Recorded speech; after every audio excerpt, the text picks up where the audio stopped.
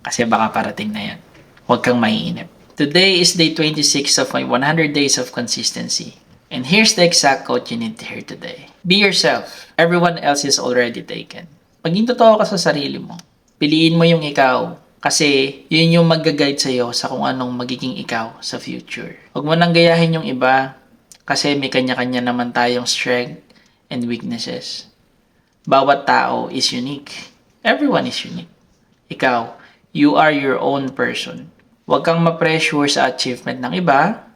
Huwag kang ma-pressure sa kung ano man yung narating ng iba kasi magkakaiba tayo ng timeline. Just focus on yourself. Yun ang mahalaga. Kasi minsan, nakakalimutan nating tingnan yung mga achievement natin, kakakumpara natin sa iba. Na yung iba, nakapunta na ng ibang bansa.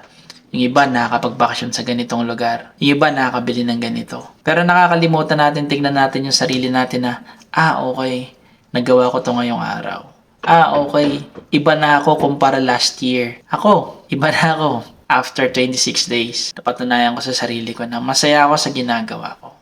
Kapag hindi ako nakakapag-record, nalulungkot ako. Kasi gusto kong matapos to. Gusto kong mapagpatuloy to at umabot ako sa 100 day. Kaya sana ikaw rin. Maging masaya ka sa kung ano ka.